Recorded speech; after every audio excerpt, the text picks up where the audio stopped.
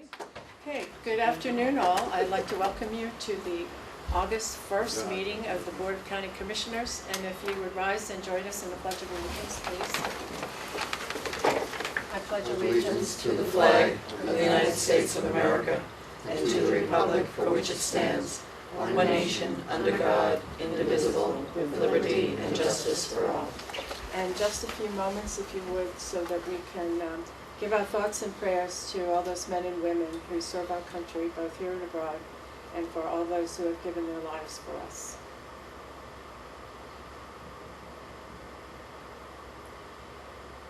Thank you. I see you changed the chair. I didn't change the chairs. Well, that's your story. Well, whichever one you get, there's something wrong with it. All right, first on our agenda is public comment. Is there anyone who would like to speak on public comment? Brenda?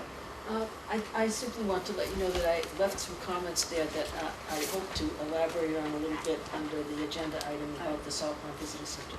Okay, Thank you. fine, thank you. Anyone else? No, then we will move on to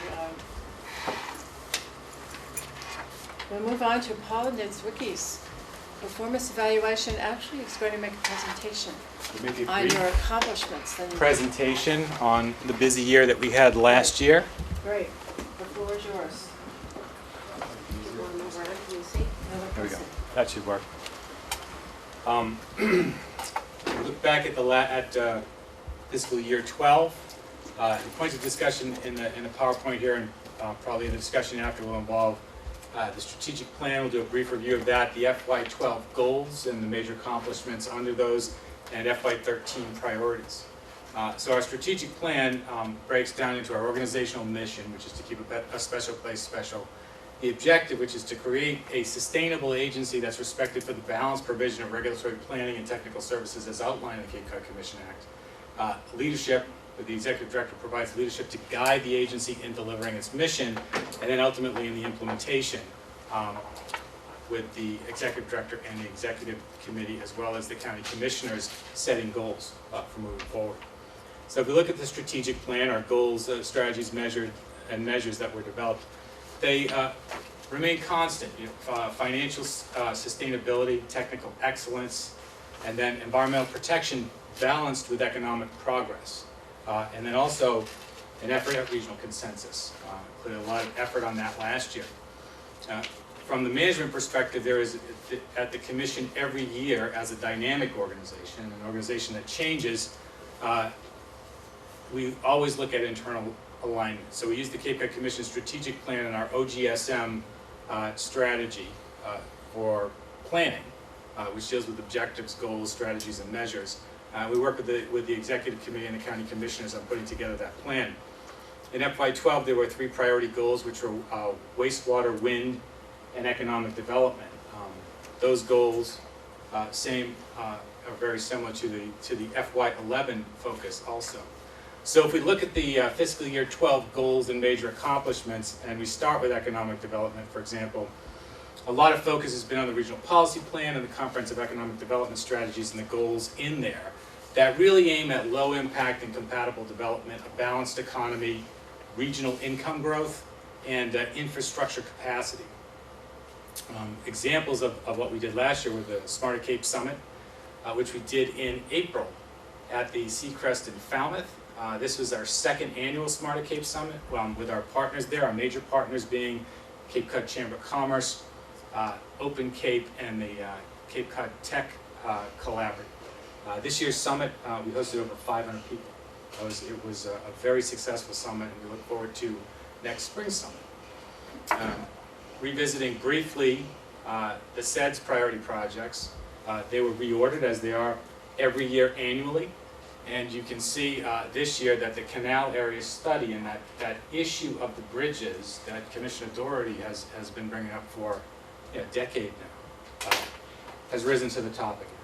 And I think we saw in a transportation bond bill floating around just yesterday, the day before, that there was $1 million put in there for a study to fund that canal area study so we can figure out how to best alleviate that traffic congestion associated with maintenance on the bridges and look forward to what the future might bear as it relates to crossing over the canal.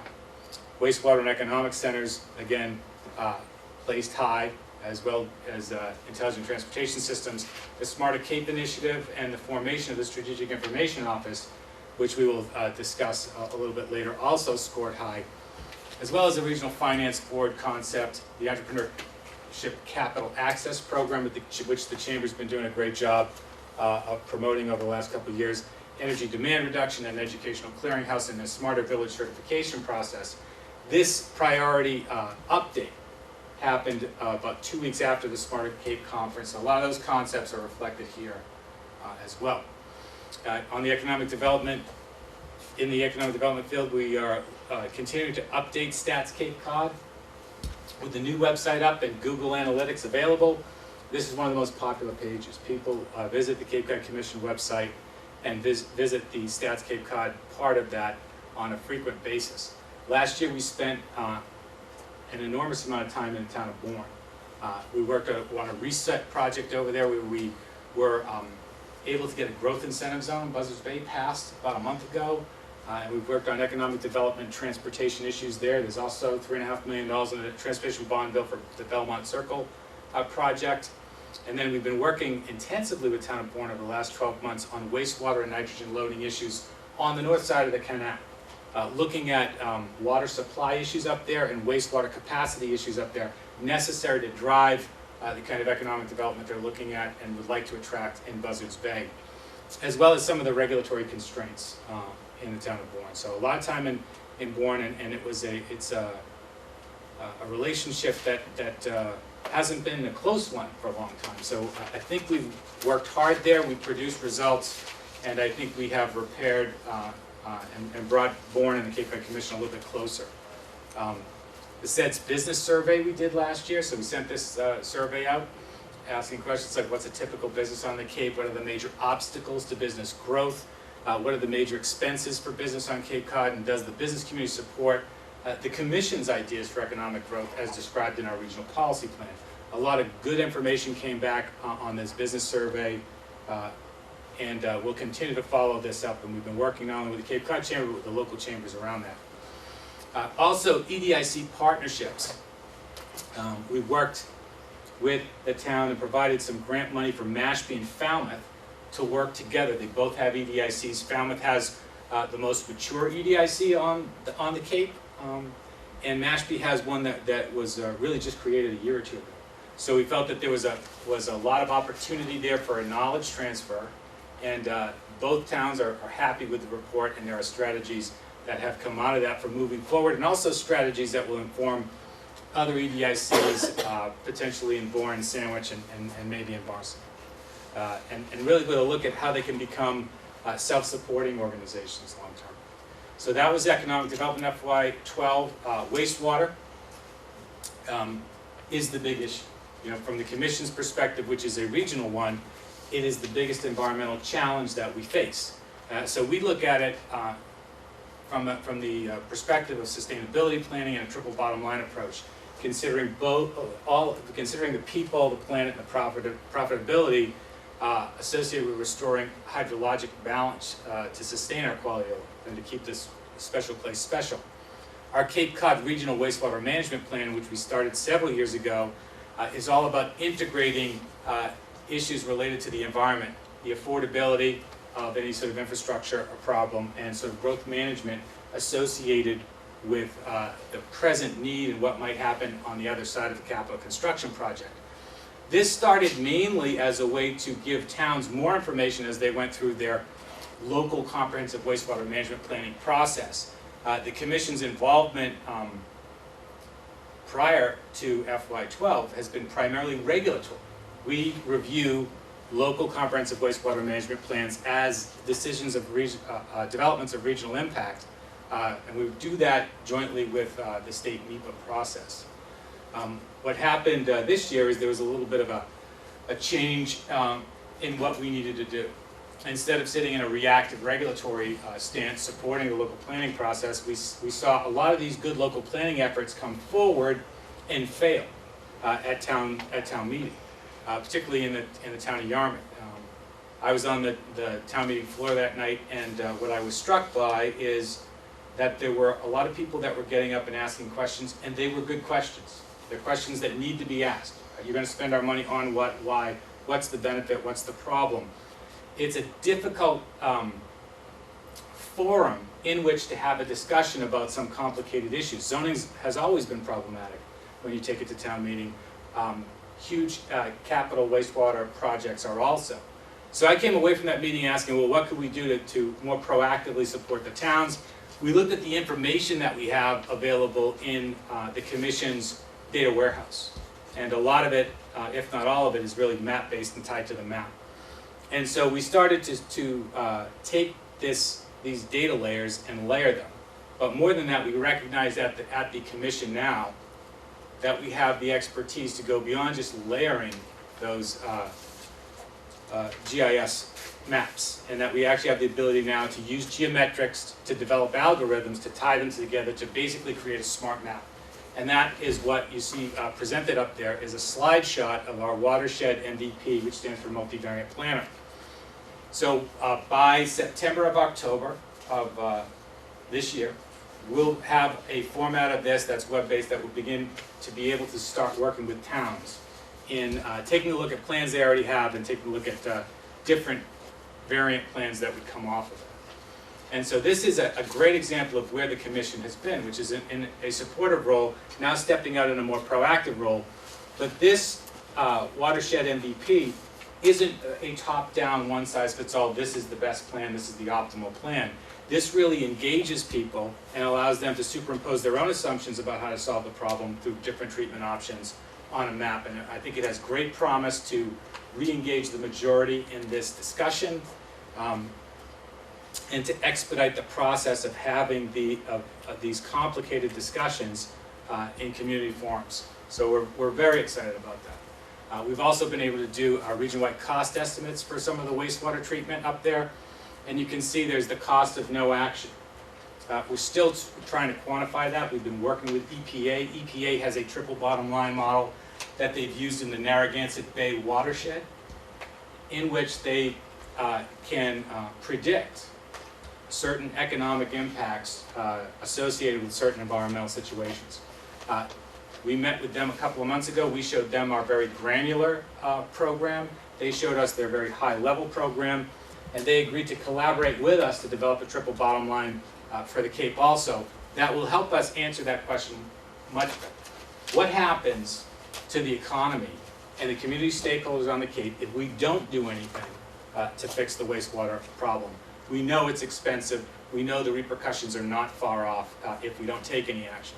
But also we've looked at options that just build on the existing regulatory framework now, where there's no regionalization, no efficiencies wrung out of it that way, down the scale where there's a maximum level of regional effort and good growth management policies put on top of that. And you can see the swing there from $8 billion down to under $3 billion is a significant savings to taxpayers on the Cape. So we continue to fine-tune those cost estimates and to integrate them into the model that we're working on. Last year we also did a watershed tour, which we went out and tried and had meetings in particular watersheds and encouraged people to come out and get familiar with one another as residents of a watershed instead of just residents of a town.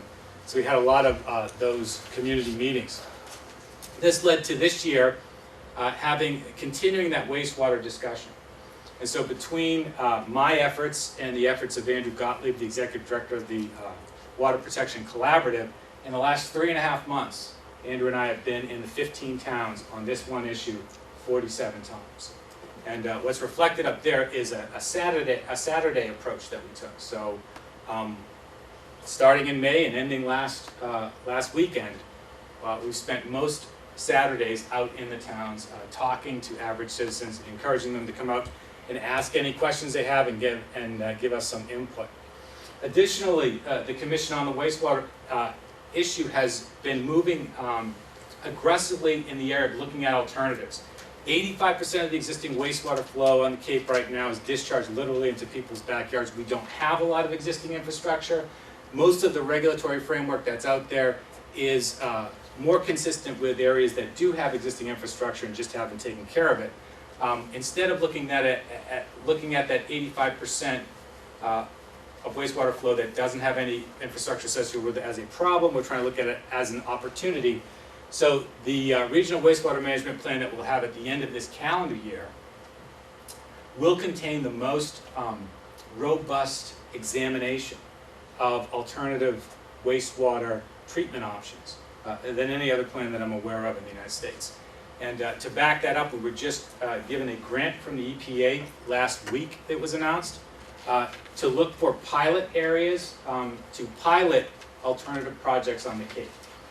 We're narrowing the scope on that and we'll begin work with EPA jointly soon.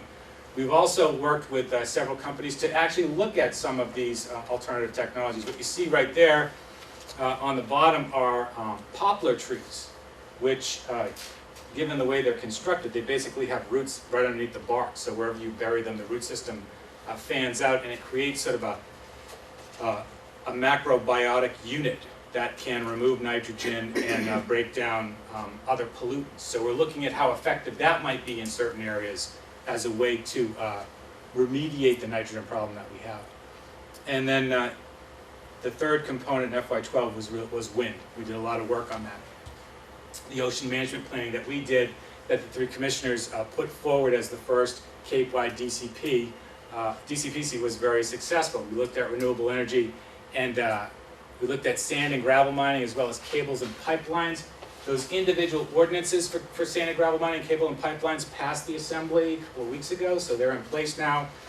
We also had a plan offshore that was forwarded to the Assembly. The Assembly did not at the time see fit to pass it, but that was really, its submission in front of the Assembly was just a required part of the DCPC process. The plan remains in effect under the general provisions of the Cape Cod Commission Act. So the Ocean DCPC, there's a policy committee that made recommendations to the Cape Cod Commission. The Commission forwarded that, and the Assembly, in the end, rejected those DCPC suggestions. So the Ocean Management Plan defines appropriate scale for turbines and makes recommendations for sand mining, cables, and pipes. And it is a subset of Massachusetts Ocean Management Plan. Also, we had some regional policy plan amendments, approved minimum performance standards, and those are the sand mining and cables and pipes that just passed. And there was also a new marine resources section that the Assembly also passed. In the process, the Commission developed the ability to do visual impact assessment, and we have produced a technical bulletin that's approved for a visual impact assessment methodology for offshore development, and have been asked to showcase this at several conferences nationally. Additionally, we looked at land-based wind turbines, and we put forward regulations associated with those. We have a technical bulletin yet to work on, but we have not moved forward with that and don't intend to until we get more of the feedback from the state, some of which is coming in as late as yesterday afternoon by email. So we're going to wait on that. We have the regulations in place if we need to use them, but that technical bulletin, those more specific recommendations are evolving as the whole sort of industry and a lot of the technology is. Other highlights, honors and award, the Administration of Finance had a Community Innovation Challenge Grant program. There was $4 million available statewide. There were 100 applications representing 280 of the 351 municipalities. There were 28 awards, and the Commission and 14 towns that applied with us received the highest amount. So we got $500,000 of that $4 million grant for digital regionalization to support that as part of that Strategic Information Office and Regional Umbrella Services System network that we're creating. That's the e-permitting program. So there are some very aggressive timelines for performance on that, but we have our best people focused on it right now, and we're making some significant progress. And then additionally, the US EPA Green Infrastructure Program, those are the alternative pilot projects that we talked about earlier, looking and focusing primarily on economic justice areas. That's just a list of some of the outreach That's happened in FY12 on the road. And then in 2012, we also did a town survey again. We want to check in with the towns, see what their attitude about the commission is. And the last time that we did it was in 2010. So every 2 years we like to check in, and we see a lot of improvement. And we were looking at the assistance requested from planning, technical assistance, regulatory assistance, regional coordination, and others. And then we look at our improved performance, the lighter blue being the 2010 scores, and the darker blue being the 2012, and some significant improvement there. So we like to see that. We like that objective feedback from the towns. Also a technology investment. This year the Commission made a major investment in project management software, and we're on the verge of implementation now. We actually have just begun that, looking at MS Project, SharePoint, and other SQL Server projects. This will be a huge benefit from a management perspective. With these DRIs, we have a number of different people working on different components to it. That'll all show up on one screen now. We'll be able to see who's associated with what aspect of that project and when their deliverables are due. So this is very good information that we have to help quantify the work that we do. Now, looking forward to the FY13 priorities for discussion today. On wastewater, it still is the issue that carries almost every day. A regional wastewater management plan will be completed by the end of the calendar year. Given some of the lack of information around that, we are moving towards an iterative plan where we're ready to put out an executive summary in another week or so. And then as we get important pieces of information that are filled in, we're going to put it out so that the public has as much information up front as we have. Also, that focus on alternatives that I described earlier will continue, and we are working on a technical bulletin that will specifically advise those towns doing local comprehensive wastewater management planning on what their expectations are when they reach the Cape Cod Commission in that regulatory process. Also, we did a Cape-wide build-out analysis that was requested last year from the legislature. They gave us $150,000 to do that. We have completed that, and we just filed our report with the legislature last week. Watershed MVP is that software program, that application that I described earlier. That is under construction, and the state legislature gave us another $350,000 this year to complete that work, as they see that work as work that will be very transferable to other parts of the Commonwealth. On information, innovation, and design, we have set up a strategic information office. And really what it's an evolution of our GIS department. GIS as a discipline has changed. It used to be a very reactive department. When you needed a map, you'd go down and ask for it. They would draw lines and color it in. But technology has moved forward, and whether you're an engineer or a hydrologist or a planner coming out now, you have some ability to use GIS, and it has freed up some of those very creative technical people to be less reactive and more proactive. And so we've been trying to harness that creativity as much as we can. It is reflected in the Watershed MVP. We've actually taken these folks and put them at the table when we're trying to do problem solving on a macro level. So that's a very forward-thinking development there. We're working on a governance committee now. We're required to set up a governance committee for the e-permitting grant. We have made a presentation to the managers and administrators of the Cape about their participation in this governance committee going forward. We have this capacity with the Strategic Information Office.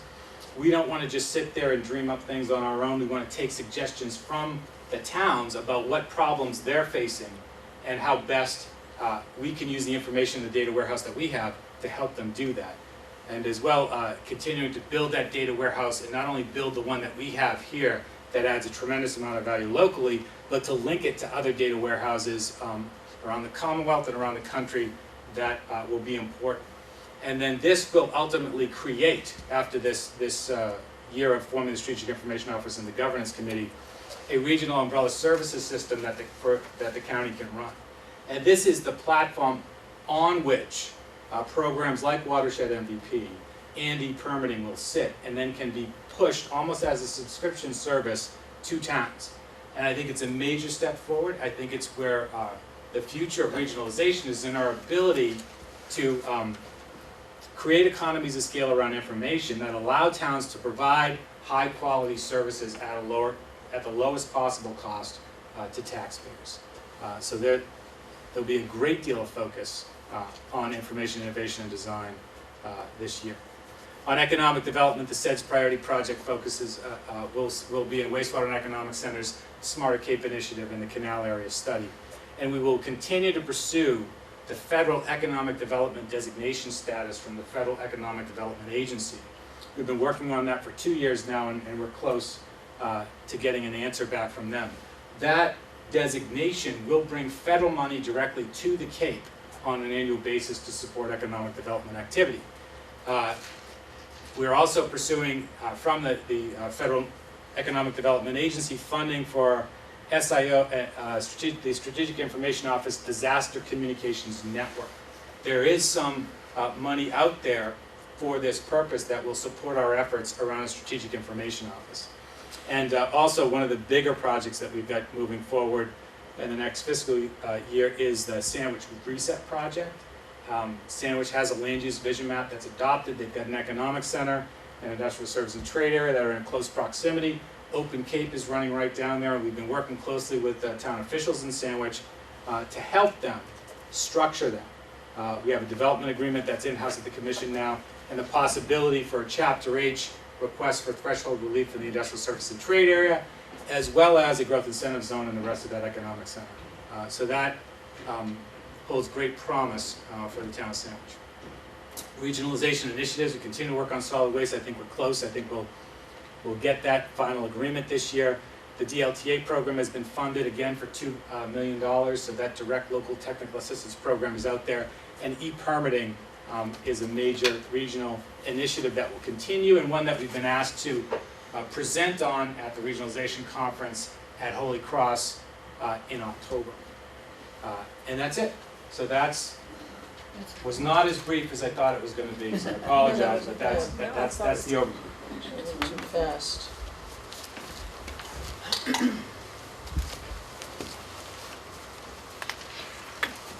Well, I know sometimes people will look at something like this and say, well, how relevant is it? And what is all this information going to mean to communities?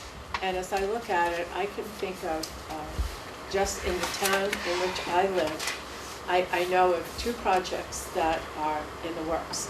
One is an affordable housing survey that the Community Preservation Committee and Affordable Housing want to do together.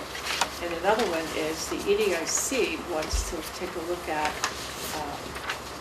how the landfill might be used when it's eligible to, it's been covered, but when it's eligible for anything to be actually built on it. And I'm thinking the things that they would need to do that would be Stats Cape Cod, for one thing. They need it would be helpful if they had a land use vision map, but they don't. But the build-out analysis would be extremely helpful for those kinds of planning. Open Cape, in terms of the future options for employment, particularly for young people who seem to be far more computer-oriented than some of the rest of us.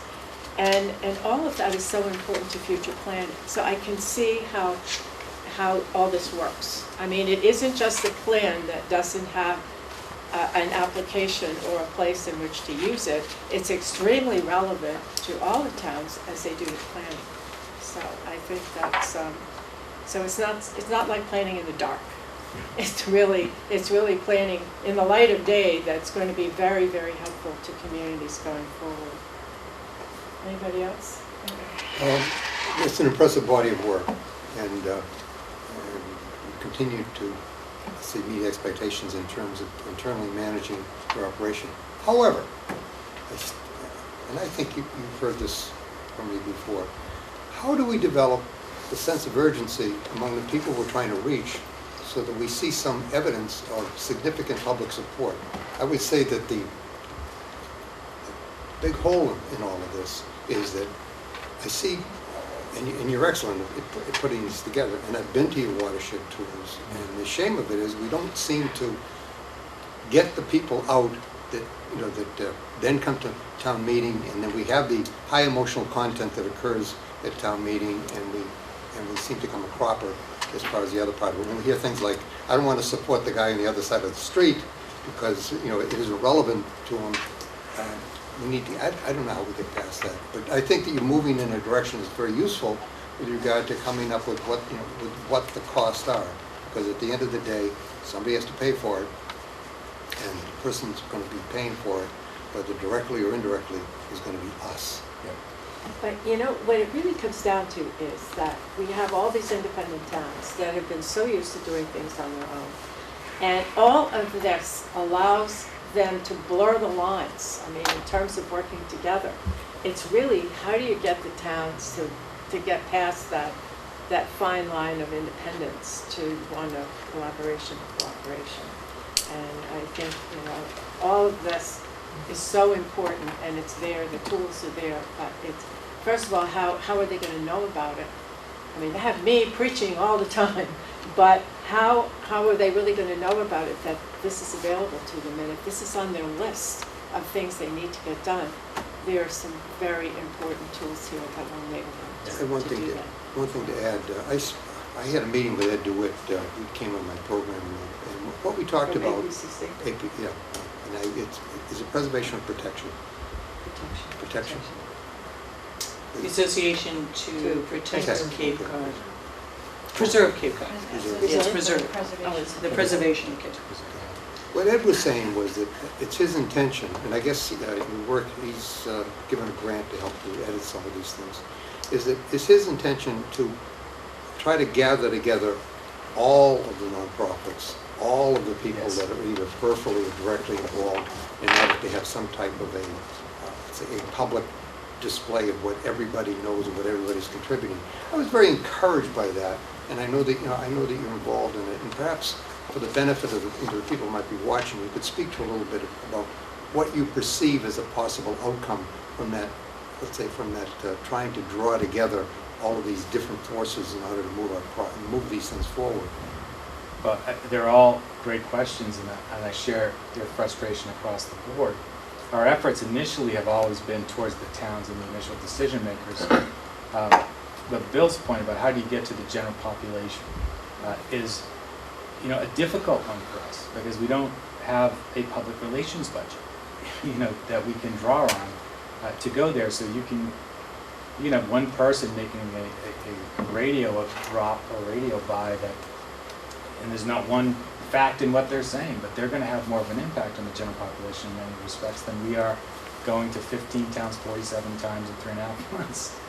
So we have to get better at that. The way that I think that we can, because the discussion on wastewater to date, in my opinion, has been really controlled by vocal minorities in the communities today. When you look at sort of how many registered voters there are and how many people should be paying attention. So we have to re-engage the majority. I think a tool like the Watershed NDP that can be web-based, easy to use, have citizen interaction, is one way to do that. But the other way, I think, is to engage, once the plan is done, in a watershed-based, multi-stakeholder process of getting people in their watersheds together to talk about how they're going to solve particular problems. Because once people understand that they are contributing to the problem, if you can link their contributing to a problem to a water body that they're familiar with, grew up around, or can walk to, you're much more likely, I think, to get a majority engaged around this very important issue. When you throw out numbers like 3 billion or 8 billion, it's just so large that it's not real to people. And so I think we have to make more of an effort in the next fiscal year to make it real for people and to get them out there. And I think we are going to have more support. And as it relates to APCC's efforts, I've been very critical of a lot of the environmental organizations on the Cape today, because the Cape Cod Chamber of Commerce certainly understands the economic threat associated with the wastewater problem that we're dealing with right now. The Cape and Islands Board of Realtors understands the economic threat, and that they have been supportive in the process to date. The environmental community hasn't been. And in part it's because they are a more fractured community. The environment's a complicated thing, and the environmental groups, they grow up around one piece or another piece. And they're generally not publicly funded or supported. They get private funding, and they don't want to go out of their lane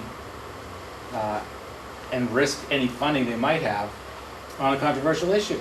Ironically, this morning in Worcester at Holy Cross, third time I've been on that campus, being a loyal BC guy, they brought up that point about how we have to do more with less. Yes. That we have to leverage what we have, No and question. we cannot afford to stay in our little silo any longer. In this case, it was looking at issues with regard to job creation. Yeah. But this is not. It's not separate from this overall problem that we're trying to address here. It's not, and it is the biggest issue. And if we can't save the marine ecosystem and the freshwater systems on the Cape, then none of these environmental organizations are going to be able to protect what they're supposed to protect. But I would take it a step further, Bill, and suggest that it's not only these fractured organizations that have become siloed. We, without a doubt, live in an era of diminishing public resources. And it's not going to change anytime soon. It's not going to snap back to the glory days. We have to have those groups, and even some of our elected officials, abandon the notion that the only way you get a new slice of pie is to grow the pie. We have to go up and compete for the priorities that are ours. And no one's going to convince me that the quality of marine ecosystems on the Cape isn't a statewide and a national priority that deserves to bump something else out that we're spending over $30 billion on the state. We're spending God knows how much on programs. So we have to retool our elected officials and these siloed groups to help us compete for what is an undeniable priority and something that should be funded over a lot of other good projects that are funded currently in those budgets. The ironic thing is that I went to the National Association of County Officials meeting in Pittsburgh, and the committee, one of the committees they sit on is energy and land use. And I get recognition for what you do and what the Cape Cod Commission does, because we, over the bridge and out of the state, we have a reputation. We actually are looked at as being, let's say, as being a prime mover in this whole business. Now, I guess that being without honor in your own, town is part of our problem. If we can rise to the level of recognition in the rest of the world, why can't we get that at home? And I guess this is part of the frustration. It continues. I mean, we still get people think that the Cape Cod Commission is what it was, 5 years ago, and isn't what it is now. That we're inflexible and we can't move. And we changed all of that. Well, we did. Yeah, but it's still important. It's not abandoning the original mission. It's evolving and using the latest tools to adapt to it and to do it better and to be more effective than we were as primarily just a regulatory agency. And the Strategic Information Office initiative and the programs that are coalescing around that they're about smarter government. It's about government 2.0. It's about living in that era of declining public resources and still being able to provide top quality services to your citizens. I think That's the world going forward. and I think that's probably a good place to end on. That's a nice positive note. Well, I have a couple of questions, and it's about the Strategic Information Office, and I think that, it sounds great. I want to know how the county is going to interact. Where is our IT department in with this? Yeah. And how are you working together? Because I don't think it's separate. No. And how is that, where do we fit in? How are we working? Well, I met with Peter Carlson and John Morris in June, and then I met again with John a couple of weeks ago, and I have another meeting with John Morris on Friday afternoon. And we're trying to find out exactly how we're going to define that going forward. When you first put forward this concept of a Strategic Information Office and a Strategic Information Officer, it really came in my direction because of the nature of the creek as governance committee first, and because of the assets that we already had at the commission that were transforming and we didn't really need to sort of add new people. We could just sort of change things around. But the RUS, this Regional Umbrella Services System, becomes a function of the county. I mean, it really does. It's very important for you to have that platform and to push those services to the towns. I think it becomes incredibly important, and that ultimately is not something the Cape Cod Commission is going to do. I mean, we'll run the Strategic Information Office, we can run the problem-solving part of this thing, but there's a whole more complicated level that needs to be associated with it. So we've been working with IT in order to do that, but it goes slow at times. It just, it's difficult, and part of it is just sort of a management thing. As the executive director of the Cape Cod Commission, if I want to run a certain program and I have the resources to allocate to it and I want it done by a certain day, you would think I would have the ability to make that happen. Under our current structure, I don't. And it's problematic. And it's not a personal issue. It's just sort of, I can't make that happen because the person that could make that happen does not report to me and is not accountable to me. And we've tried in the past to work with scopes of work on different issues and to sort of make this more particular and more manageable. And it's frustrating. I know John's got a difficult job. He's had to deal with putting together a ragtag collection of computer services over the last couple of years and put together a network. So we have to figure out this problem, but we have to be honest about the management challenges it presents. And the IT is going to be providing services an hour down the road in Wellfleet, and I think the future of county government is in there. That's a certain economy of scale, more on an operational side than the operational side, but that could happen. But as a department that might have less than satisfactory service already, that concerns me, because he's got a contract down there. If they don't like him at the end of the year, they're going to get rid of him. I don't have that option, so they're more likely to focus on that than they are on what is already a below average sort of performance level for it. If I can follow up, I mean, I have that concern as well, and I had that concern when that contract took place with Wellfleet, because I'm looking at the RUS and area network services, which will ultimately really fan into that type of offering to Wellfleet. And I felt that, the horse was let out of the barn before the wagon, or the wagon was let up. And that was my concern. Well, so yeah, it's a concern. It's the biggest sort of issue that we have to deal with, and we're working with John, very proactive. He's been very open-minded to what we're talking about. I mean, the reality is that the commission is 40 people, and our IT requirements are growing exponentially compared to other sort of departments, and so we need a little bit more autonomy in how to make some of those decisions. And John was very upfront. I said, I need one of your people in my shop. And he sort of agreed that would be good, not only to get sort of better services, but they would be included in our meetings, and then the communication between IT and the commission would get a lot better there. So I think that there are common sense steps that we can take moving forward. But he's got a difficult job to do, 200 plus employees. But he's got, he's probably got 25% of what my staff is to run the commission to run IT. I'm not going to get into that, but I was just saying, in the future, I just think that it would be beneficial. I did request Mark and John to come forward, and maybe you might want to be part of that. No, I would say the Strategic Information Office, we're going to come back and make a presentation to you. We're working with John and Peter on that now, and I'm sure most of that's going to run up through Mark. So I've been wanting to present that to the commission, but we've held off until we make the presentation to the commissioners first.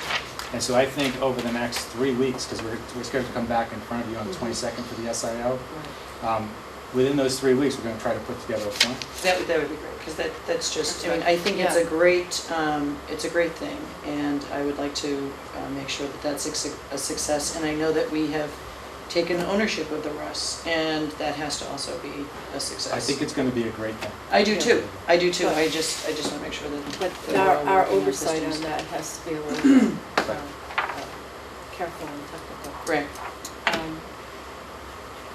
I guess, there's no question that you have met your goals for the past year. I mean, they're very clear, because you always do, and we don't expect that you never will. I guess my question to you is, do you feel that you're getting the support that you need to carry this on from the commissioners? Yes, I mean, the commissioners, you've all been very supportive. You've been progressive in the way that you've reacted to some of the requests that we have sent your way, and whenever we step out of line, you know, Bill grabs us by the collar. So, and it's all appreciated. I do have the chairman of the Cape Cod Commission, Jimmy Yes, I Harrison. want to recognize John Harris, who's chairman of the Cape Cod Commission, and your chairman. Thank you for being here. That's very helpful. Hi, John. I had the pleasure of hearing this 2 days ago when Paul made his presentation to the commissioners, the Cape Cod commissioners. So I had a little bit of lead time to think about this today. John, did you want to make any comments? You have just a couple of minutes. A couple of minutes. I won't stand up. I hope I speak well loud enough. I think that Paul being the head of the organization is probably the best thing that's ever happened to it. And it's not something that happened over the last couple of years, but the last 5 years or so. He has adopted a mission which is quite appropriate for what the agency is attempting to do on a daily basis. And that is keeping this place special. And I think that his mission needs to be adopted by the respective towns, because I look at what we're doing in the commission and what each town is looking for, respectively. They need to have exactly the same thing. So I think adopting the OGSM profile, where there are objectives and goals and strategies and measurements to actually indicate whether or not you're actually achieving it, is probably the best thing that can happen to the Cape Cod community as a whole, because there are things that all of the towns have in common that they're trying to accomplish. So to erase these little lines that exist would suddenly start to happen just a matter of course. And I think that putting together some sort of a consortium of towns, at least of the chairmen of these respective select, to meet either every 30 or every 60 days to look at perhaps the top priorities that we now have, the 4 items that came out of the SEDS meeting, would be most appropriate to look at what the objectives are, you know, to look at what the goals are there and what the strategies are to accomplish these things, and to measure their particular progress. Because we've had numerous programs here, but you would be challenged to really determine how much success that they've actually had. And I think that one of the wastewater, because wastewater really is in fact something that we need to establish some sort of a triage to figure out exactly what it is we're going to do. And Paul has pointed out that it's about $3 billion to about $8 billion that we would have to expect to spend on this process, but no one can really get a feeling about what does that really mean. And I think that if in fact we expanded just a little bit to say, if it's at the $3 billion thing, it would cost X dollars per person, you know, to resolve this problem, and it would take X years or months or days to get it resolved, versus looking at if it's $9 billion and what, because suddenly people will see that, my goodness, this is really something that's really quite a problem.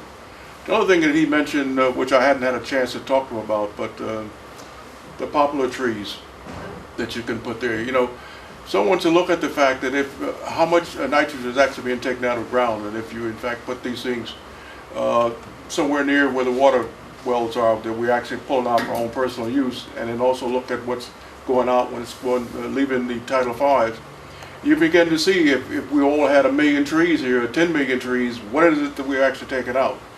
So Paul has adopted a process which actually it can be adapted to all of the respective towns and people here on the Cape, and they can see what they are doing, what the benefits are, what it is, what's in it for me, and you can actually see measurable results. I think that that would probably be the best thing that had happened, because he's certainly right. Public relations is something that's very important, but you have to tell people what it is you're doing, and they have to see, and they have to feel the pinch. And no one feels the pinch, because nobody knows about Cape Keepers. I bet you nobody remembers it. And it was really it was a very serious program. And it's something that's very, very concerning. So I think that for Paul, he's been doing quite a job, and I think that you probably should be requesting him every month or every 60 days What is it that we said we were going to do, and what did we do, and what can we do to get more people involved? And I do think that the towns themselves should be on his team. There should be a common team that has to do with how do we keep this special place special. You can't do it individually, it has to be done. And if we have to drop the word regionalization, I vote to drop it, but we need to be sure that we're all in the same house and on the same team, because that's really what's going on. So I've enjoyed being here.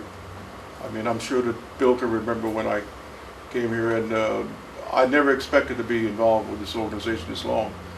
But I must say that when I saw Paul come here, and having been in this position where people give you the 3,000-pound weight until you got to start to pushing it up, immediately, he certainly demonstrated that he had the capacity to do it, and then he did it. He didn't say, well, I need to have this. He just started doing what he could do. And he had a staff of people that still, many of them are still there, still supporting the process. So that's my 3 cents. Well, thank you, John. Thank you very much. I think the key part in this whole plan of OGSN is the measurement part, and that is what Paul really does express very well in his presentation, is there were measurements, and this is what they were, and this is where we are, and what we need to go going forward, and that kind of makes it all work. So I think what we're going to do is we will present you with our version of the evaluation midweek, next week, and you will have that. Do we have, if I can I ask? have mine. I partially have Bill's. We wanted to wait for the presentation, to give more validity to what we're saying, and you're going to have yours today. Yes. And then, or over the weekend, and I'll put it together as one. It will be one evaluation from the county commissioners. And will that discussion be in an executive session? I mean, I know that there's certain. Can't talk about performance in executive session, Well, unfortunately. I just thought that, okay, if there was. I mean, this is our time to talk about it. Right. So, and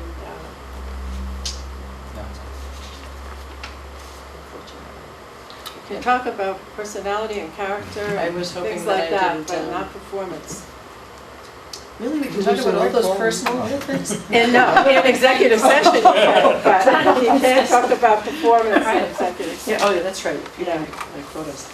Well, anyway, just for my 2 cents, of course, I think you're doing a great job, and rightfully so. My only note was there's a couple of things on the SEDS chart that I list of priorities that I would want to probably talk about, and one of them was the ARC. I know that we were thinking of putting that as one of those projects on there. And I think there's growing support for that. It's been a long time coming. I mean, Bill knows I've sort of pushed this, and he's behind that as well. Right. And Ready to engage. Well, 2 weeks ago, Yeah, the the assembly- Bill made the presentation to the assembly, and they voted to and I support it unanimously. applaud them on that. Yeah. I And not really to have do. the county purchase the land. Yes. So Bill and I have discussed it, because he's kind of taken the lead on that. I've And, talked to Bill Clark in the past. Yeah, Right, and- I mean, we've And all at met some on this, point, but we are going they're to have with them come people in and support. and take some definitive action Right. in the very near future. And I do think that that's where maybe being on a prior to the list of the SEDS, I'm not sure, but that's a discussion that we could have. Is there a benefit? It's a project, it is listed in the Yes. SED, so it is a project that could qualify for federal funding. Yeah. Leslie should be directly involved in this, since it is a significant economic development activity. He's glad to put it And if you put her in touch with Bill, so Bill had put together a 2-sheet, which we're trying to see if we get it to a 1-sheet, basically summarizes the benefits getting involved. And I think Leslie could be helpful as far as how do we put this project together in a way that takes advantage of the support that it's already demonstrated with Senator Wolf, with Cleon, and with Sarah Peake, who have all stepped up and said that they think it's a great idea. They wanted to go forward. Of course, they asked them, where's the money? That's the key part of it. So we have to have a revenue stream before we go forward. We just can't throw something at it unless we can demonstrate that we have the ability to support it. And this seems to be the key issue. I was delighted that the Assembly universally understood their role in it. One of the members is president of the Farm Bureau, one of the members is a shell fisherman, that's how he makes his living, and the rest of them who live in that area all have a need to show that that they're supportive. The next question is, how can we mobilize this vocal support into tangible support? If the county's willing to be the first mover, then it's entirely doable. And I have several suggestions that we brought up before, but I'd be willing to talk to you about those after. Right, well, it hits all of the points. It's economic development, it's Yeah, community character. and there should be a revenue stream. Right. I think there probably already is. Right, So you're going to have Leslie and you talk to Bill? Yes. yeah. Okay, and then get back to us. That'd Yeah, be now you great. talked to Bill the other night. That's good. Okay. Oh, excellent job. Very good. So, Go ahead. are you going to, I attended a couple of your conversations with Paul Yes. Nedzwicki. Exactly. Very nicely You mean the titled. Saturday, Yeah. the Saturday The Saturday sessions? one. Saturday sewer And I know explorers. that in the beginning you had a little bit more of a turnout, and towards the end it was almost like, okay, we're going into July now. Like, It's summertime. Nice talking to you, Yeah. Paul, but maybe, see you in September. So maybe we'll talk about another way of approaching that and getting Yeah, we need another phone. through town committees or something. But it was good, I learned a lot. It's staff thinks I'm crazy, but it's actually my favorite part of the job. Yeah. Is to get into it. So, on the wastewater issue, I just say, we are gonna turn the corner on this thing. We're gonna get better at informing the public about the reality instead of having things that are not just a little bit off, but 180 degrees out of sync as it relates to being true or accurate, Mhm. correct. So we will turn the corner on this, and I believe the truth will prevail and we'll do the right thing. And just, I would be completely remiss to go through an evaluation that's positive of any nature without giving, 98% of that credit to my staff. We got incredibly talented group of people that are working. Really are. So, They are indeed, so we applaud them as well. Well done. all You're of going to them. have a chance now to review the family comprehensive wastewater plan that was voted on the night. yeah. So the 90-day comment period will begin, and it's full of alternatives. Yes. I mean, it's full of all kinds of options of No, there's a big push. reducing nitrogen other than sewer. But there's a big push for, a lot of towns are coming forward with CWMPs now. Mhm. It's gonna be an interesting year. So I know, your review is most likely internal, is it? Is it an internal review or is No, it it's a an public official, hearing? it's a joint review Review with with this- NEPA. with And NEPA, it's so it's in a full public DRI forum. review with all the public hearings associated with it. So I think it's going to be very interesting because there'll be a lot of people who are very pro-alternative that will probably show up. Because I've already received myself several emails from people who think that it doesn't sufficiently address alternatives. And that's what people are looking for other than sewers. So I think there'll be a lot of public engagement, I hope, in the public. Anything that gets people out to talk about. Yeah. Right. For Well, 15 this- years, our health department has been looking for that magic bug, which is supposed to be the supreme alternative, and they found it. Right. So when that happens, I think we would be the first ones to jump on that bus and take it to where it needs to go. Yeah, it's interesting. We had George here a couple of weeks ago, and he is now taken on the contract with you to be measuring, to try to find the measurements of the composting. And they're not there yet. I know that there's probably a lot of science produced by the people who are maybe manufacturing these and that sort of thing, but to really have the state's approval and to know that it's doing what all of those promises say it's going to do hasn't really been determined. And when George is pro, I mean he doesn't shy away from alternatives either. I wouldn't say he'd be No. the first to jump up in favor of them if he thought that they were. We've talked to the commissioner of DEP about using the county site at the Mass Military Reservation as an expedited permitting test site. When we find good alternative technologies, we test them, and maybe we can get them approved for use within an 18-24 month period.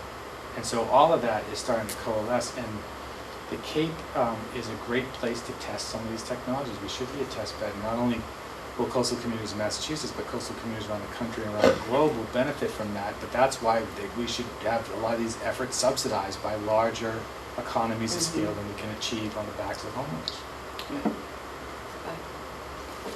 Thank you. Okay, thank you Thanks, so Paul. much. Thank you. Thank you. Thank you, everyone, commission staff. And John. For the record. Okay. Deposit to my sister. Is that it? Well, next item is. Next item is, Patty, can you send a copy To read? Oh, renaming of the, oh, you wanted to talk about this. So I have a report on that. Bill, I went to write you on it. well, wait a second, wait, one more.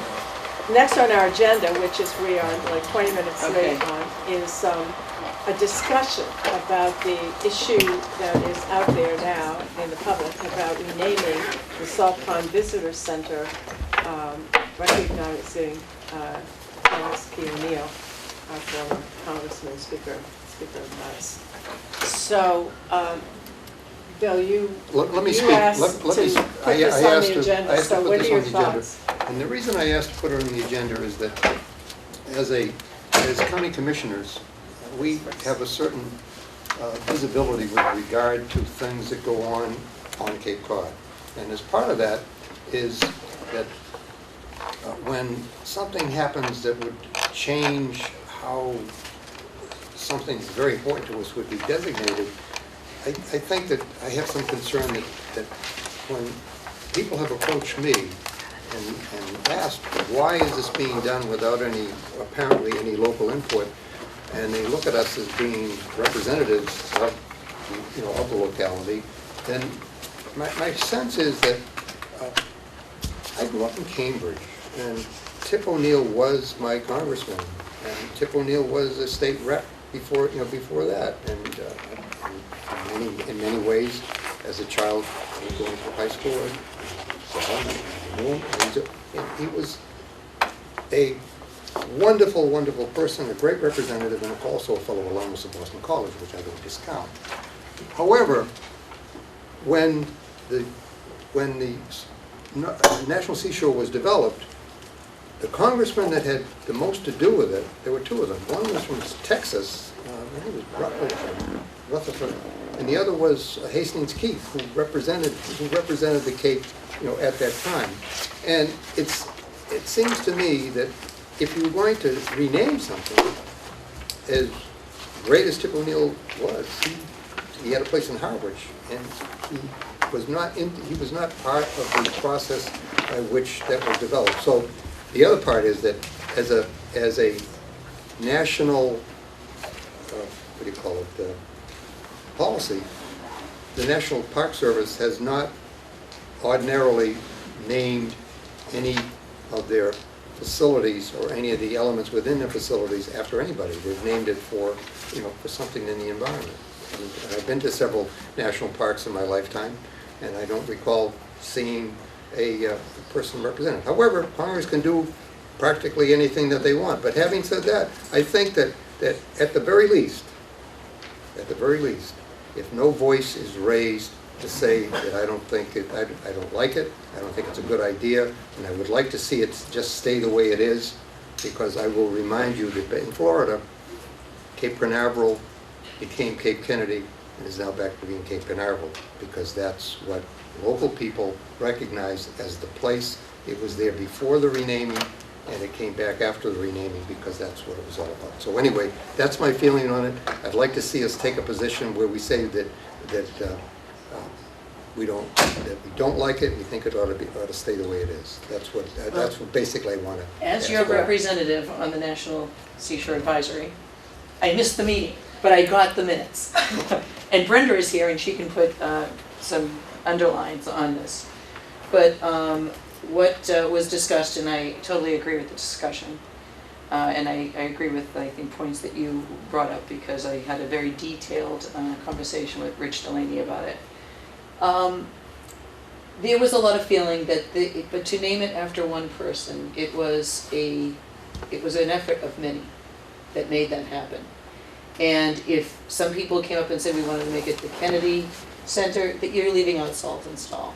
They were equally, there were many people that made the National Seashore occur, and it wasn't an easy feat, and a lot of people had to move to a place that they probably were uncomfortable with in the first thoughts of it. But the willingness to do so, I doubt we would see today. And the fact that it occurred, I think, is a testimony to bipartisanship and a dedication to our beautiful country that we live in this particular place that has been, smiled upon by God. So, to name it after one, I think it takes all the credit away from others. I agree with you. And from what I gather is the advisory committee had a very lengthy discussion. I'm gonna let you, would you like to add on? I just want to say one thing, that naming, first of all, there are no naming policies anywhere that I know of. The Park Service obviously doesn't have them. We don't have a naming policy here in the county, because most people, because when it comes up, it always creates a conflict, because there are those who will support it and there are those who won't support it. And actually, when you think about the place itself, it is the National Seashore. It says so much in that name. I mean, because it took a huge effort on the part of the United States Congress, both houses, to make it happen, and the president at the time, to make it all happen. And it is a national treasure, and it's a national seashore, and the name itself conveys far more meaning to anyone coming here, for those who live here as well as people who come here, than naming it for a specific individual. And frankly, I don't know why individuals would ever want anything named after them anyway in the first place. You've been here, you've lived your life, that's good enough. Right. And you don't need something to remind everybody that you were here once. Because, especially with Tip O'Neill, I mean, everybody remembers him. Well, he has a federal building in that. So I just personally don't agree with naming buildings or places or anything after people anyway. I think it's just too complicated because I know in Falmouth, on the Board of Selectmen, they wanted to have a naming policy. And I was very much opposed to it, but in the end, the board prevailed. But one piece of the policy is, once a person puts forth a request to name a place or a building or someone after an individual, no action can be taken for a year. Because usually after a year, everybody forgets it. And it never happens. So, all right, Brenda, that's why you're here, so. Well, thank you very much. I did. Come up. When I learned that this was to be on your agenda, I thought I would come and share my views, since I've been interested in this since that meeting. Excuse me, as Sheila just mentioned. And I'm glad you mentioned the bipartisan piece, because it just was so important to all of that history. It was. That went on. And the other thing about that meeting, as you know, is that unfortunately the advisory commission was a bit blindsided by the announcement. They had not had any opportunity to know about it, think about it, and so on. So as you read from the minutes, I suspect it would have unfolded a little differently if they had had a chance to know about it ahead of time. Right. So for the record, I'd just like to read my comments here. I'm here today because I'm hoping that it is not too late to influence our congressional delegation to allow the name of the Salt Pond Visitor Center to remain unchanged and to find another way to honor the late Congressman Tip O'Neill. As you know, there have been a number of letters to the newspapers and the Cape Cod Times editorial expressing opposition to the legislation now before Congress. The history of the Cape Cod National Seashore is very interesting reading. Books have been written about it. It was the combined effort of many that brought the seashore legislation across the finish line. Tip was a part of that, but not a major part. Were he here today, I believe that he would be very uncomfortable, embarrassed to be singled out from his colleagues. At this time, there are no buildings in the seashore named for individuals. For these reasons, I believe that the legislation is ill-advised and that the Salt Pond Visitor Center should not be renamed. Rather than host what will be a controversial and dubious honor for the late Congressman, would it not be better to have a celebration that could be a happy occasion for everyone? I'm hoping that you, our elected leaders, will agree. I have some thoughts about that, I think. Yes. But you know, this doesn't rank up there with wastewater concerns, or maybe it does, I don't know. But I think I think it's a significant mistake for this legislation to go forward. I think that it was initiated with all good reasons, and it was, people signed on to it because it just seemed like such a warm, good idea and so forth, and it wasn't thought through, is my view. Yeah. So I'm pleased that you're interested, and I'm hoping that maybe with Congressman Keating, we could try to think of something different. There's still time, perhaps. Yeah. I've not heard from Congressman Keating. I made an effort to contact him by email last week, and I have yet to hear from him. So it might be useful if you would have, I guess we could follow up, because I think my question to him was, did he have an opinion with regard to this, and did he intend to vote for it? So not having heard from him, I have no idea.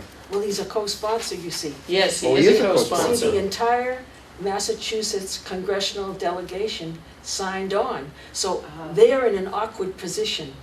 But I think it was, I think they signed on enthusiastically without thinking it through, and they're not really aware of the history, and that's why it's really too bad the advisory commission didn't have a chance to review and comment on it before it was launched. I think if we look back at Congressman or Speaker O'Neill, he sat in Congress as a speaker over the greatest 50 years of American government and policies, and all of the benefits that many of us have benefited from and are now slowly being eroded and taken away. Those policies that helped a working man to guarantee the American dream for the person who worked hard and committed, maybe not for their generation, but their kids were going to do better than they were. That doesn't exist today. And there are policies that were put in place and lived under, and he had a lot to do with those things. So he should be celebrated. Absolutely. And he should be, and I have only a warm place in my heart for him when I think of the things that he has done. But it's not the National Seashore.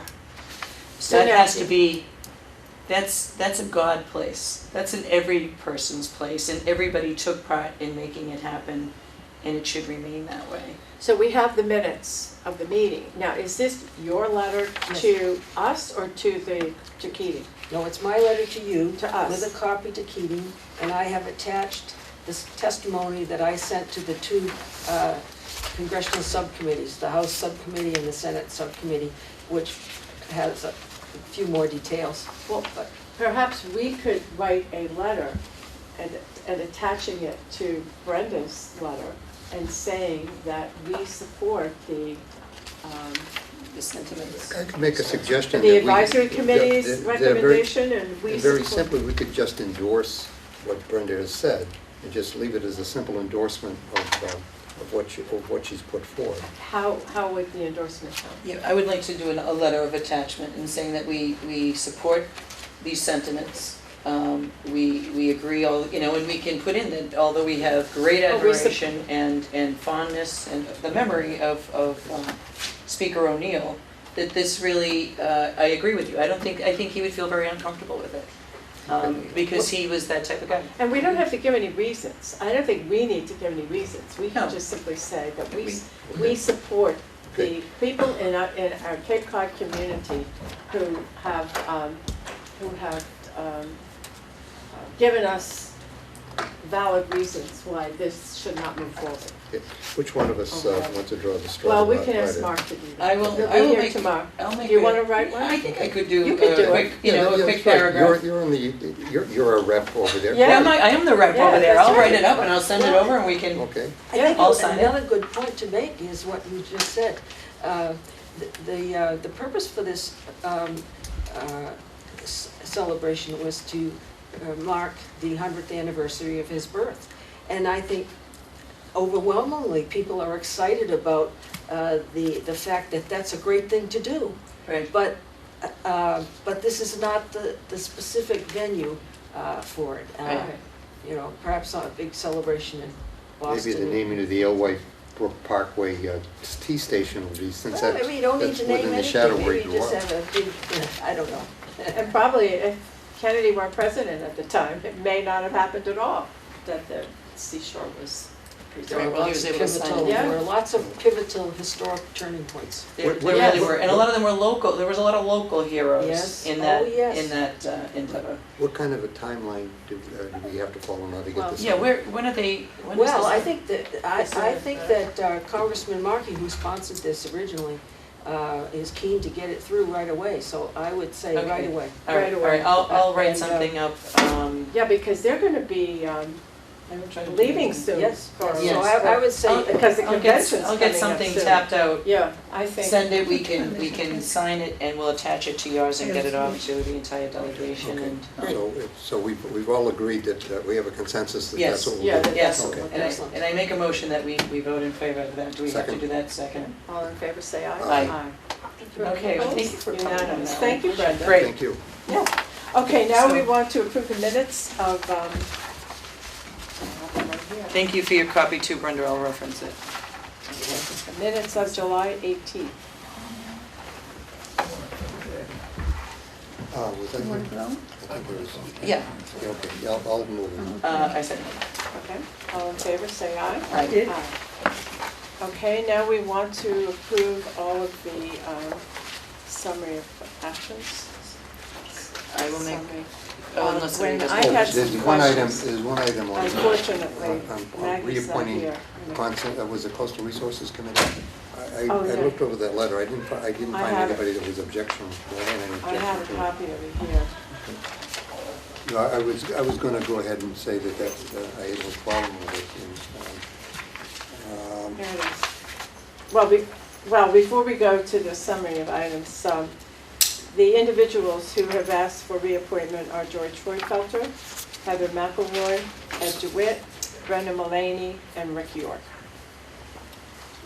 I think those are all great people. Yep. So is there a motion to I'll reappoint? move that. And I will second. Okay, all those in favor say aye. Aye. Aye, opposed, unanimous. Thanks for reminding me of that. Is there anything else? Yes, I had, there's the one I brought with me.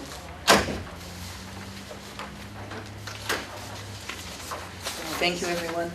Thanks. On number 11, I don't know if you can answer this, Karen. Authorize the county treasurer to fund balance from the power supply reserve to the CLC operating fund? Do you know what that means? Or what that's about? Joanne has a memo in the needs action folder that might give you an explanation for that. Okay. It should be right at the beginning with the transfers, Sheila. Okay. But And then- Joanne would be the appropriate person to answer that. Okay, Where is, that's number Maggie had to go to a 11. where did funeral. Maggie go? She had had to go a to funeral. Oh, yeah. I had forgotten about that, and we had to do that sooner. I can see if Joanne's still here. She may have actually left the day, but I can go down and check Pat if we want her to answer any questions. What, Joanne? Joanne, Could you- Joanne's the one could that you submitted the find it? request. It's about halfway down. It's the a transfer of fund balance from the power supply reserve fund to the CLC operating fund. Do you know what the fund balance is? I don't know what the amount is, but that's.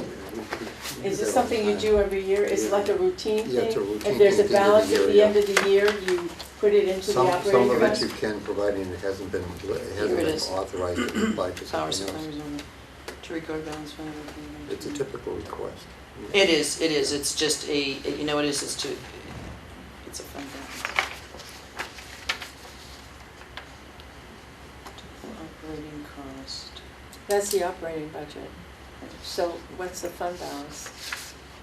We didn't get an The reserve amount. fund balance would be the one that would list it on the. Oh, that's the Here's amount. the amount Right. right here, 988, 920? That sounds about right. right? Now, does that deplete the, Power supply reserve does it fund. deplete the power supply reserve fund? Or is it just a portion of that? that gets funded. You know what I think it is? I think what they're doing is, it Well, I is don't- it's a not- typical I'm accounting just- procedure. They're taking money, they're taking it from one line. I understand that, I understand the There is a process transfer and what over. they're doing. As far as answering your question, I'm trying to remember the But- last treasurer's report that I saw. The 988 figure is a very familiar ring to it. Mhm. And it may be something that they need to do in order to balance the books at the end of the year. Okay, here's where it states it. It says, "The board then considered the FY13 operating budget of $988,920. The operating budget is funded by the mill charge on the CLC power supply contract. There was general discussion about legal expenses. The attorney said most of the expense comes from participation in regulatory dockets. One of the members, CVEC director, was present to respond to any budgetary questions related to the Cape and Vineyard. No, wait, was it CDEC or CLC? On a motion made by Jay We're Flynn, talking second about by CLC. Peter. Devoted to approve the FYI budget, proposed budget with all governing. This is So- Cape Light Compact, not CDEC. Yeah, no, this is, well, it's highlighted in the, this is Cape Light Compact Governing Board, Right, not CDEC. not CVEC. No, this is attached to this, Right. to this I just want to make sure statement. that we're not, mixing up. Mixing the two. apples and There's oranges. a firewall between Cape Light Yes, Compact and we CDEC. must keep that strong. Right. But the director of the CVEC was present to respond to any budgetary questions relating to the Cape and Vineyard Electrical Cooperative, and that budget was also reviewed. So he was just there to give his report on that. So on a motion, they approved this. The Cape Light has been included in Barnstable County's audit since inception. The board discussed meeting with the county auditors to consider respective review of the funds, et cetera, et cetera. But this is really just the line item of being able to approve the entire budget. All I needed to know. Okay. Now, the other question I had was on the additions. To authorize Don Reynolds to have signatory authority.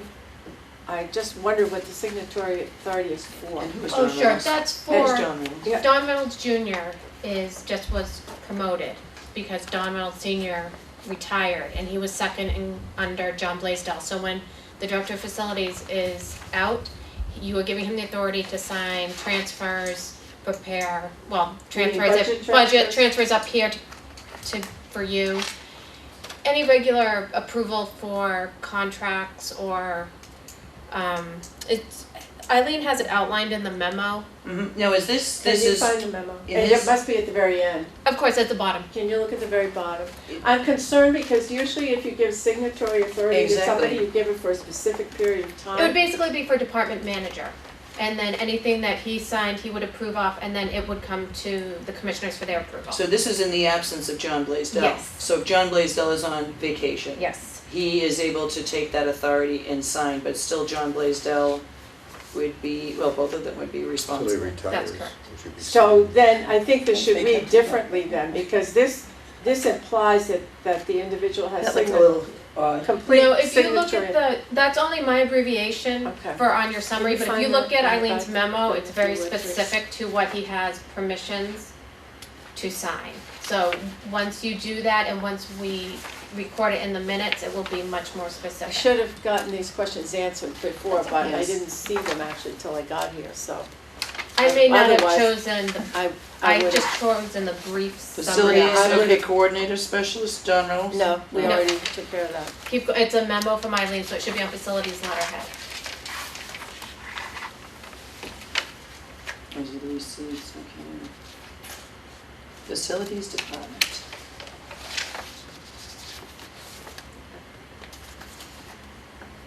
Facilities coordinator. This is the one for Don Ramos. Okay, keep that. You got something different. And this is, I believe that that's the, That's the accounts payable Warrant. warrant in your hand.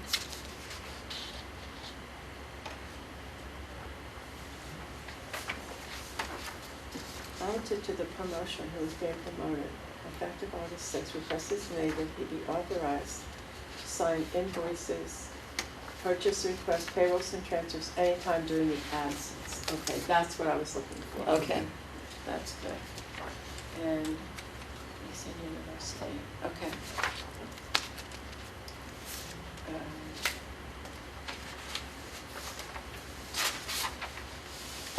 Okay. That's it. So a motion to approve? I'll move the summary Items. items. I second. Okay, all those in favor say aye. Aye. Aye. Opposed? Unanimous. There's nothing else to come before us? Just, I just wanted to, I don't know if I mentioned it before, but at the NACO convention, I've been asked to become the chair of the Arts and Culture Committee. Oh, my goodness. Yeah, right. And I've accepted. It would not make my intention to go to any more of the meetings than I usually go to, which would be the legislative conference in the spring and then the annual meeting in the summertime. And let's see, there was one other. Oh, this morning, I went to a planning session that was run by the Workforce Partners up in Worcester. Mm-hmm. And the reason I went to it was that they were giving a presentation with regard to what needed to be done on their workforce plan. And the questions that that we were asked to respond to was, what are the most critical workforce challenges and opportunities facing the Commonwealth over the next 5 years? And what workforce strategy should be a high priority for the Commonwealth from your perspective? I had two concerns. One was that we have a growing number of competent middle managers who have found it more difficult to become reemployed. And I don't think that the state is doing enough to address that. The other piece is that with regard to veterans, and I was also appointed to be part of the Veterans Committee at NACO, was that nationally, and I think it's a concern here, as we're asking the force to be deployed and they come back, yes, they are guaranteed reemployment, but what they're not guaranteed and what is not being addressed is that time out of their job and the progress and that they would have made in their career and the advances that their company has made. There's not enough time. There's not enough in their job support to figure out a way of how do you bring them up to speed so that they're on the same plane with the people that that they left behind. Especially since we asked them to be deployed, we asked them to leave their employment in order to serve their country. So we need to do more on that. And those are the two issues that I wanted to make sure were included in their planning process. Okay. So do you want to talk about the workforce development and what's, I think a good person to talk to about that is Dan. He's the head of the workforce board. You mean David? No, I mean, well, Dan is the chair in the legislature in, Oh, Dan Wolf. yeah, Okay, Dan Wolf, Senator Wolf, Senator Wolf. was approached by me on this subject about a year ago, and I haven't seen any what I'd call significant movement towards supporting that. And again, since he said he referred these things to the Director of Career Services, George Moriarty, and I haven't seen any, any visible evidence either at the Mass Municipal Association meetings where this has been discussed, or anything in any of the papers with regard to this. It continues to be a concern of mine, and because I see We are doing. in our culture, more women have more direct responsibility with regard to their families, Right. and they also seem to be drawn further away from their opportunity for reemployment. And we don't seem to be, in my opinion, we don't seem to be doing enough. And since they were asking for input on this kind of a plan, then I brought it up. I think maybe we should bring it up at the next WIP meeting.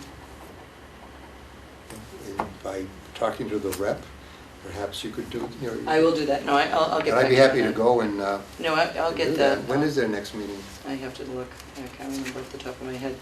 However, no, I think it's very important. And, I do think that the state is making great efforts. I think that there's growing, the strategic plan going forward in doing more partnership with the community college. All of that is being worked out, so it is more of a local approach. I think that there are some really good opportunities for the WIB that there haven't been for a few years. Well, unfortunately, one of the things that they And were that's on bringing a up here local was level. that they have decided that they will never see the money that they saw back when you were seeing the kind of progress you were talking about under Tip O'Neill. Right, And well, and that we were being told they're supposed to be doing less with, say, more with less. They have less resources and they're supposed to be doing more. in a greater, yeah, and, well, as And Kathy, unfortunately, one of the things that we're not using is we're not using, in my opinion, the internal resources that come from people who have a direct benefit. In other words, the people that are looking for employment. How do we integrate them into the self-help organization that overcomes the amount of money that we're not going to see? Part of it is having professional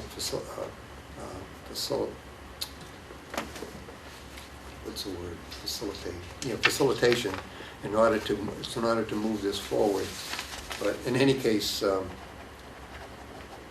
felt that was an important thing to. it is a very important thing, and unfortunately, those very people who would benefit from a more robust program and not being, as one of Kathy Schatzberg's last statements at the WIB was, I'm tired of this having to do more with less business. But anyway, but those who would benefit do not understand that, many times they're actually convinced that, to vote against their interests. Well, Whereas that message was more clear to people in that position before.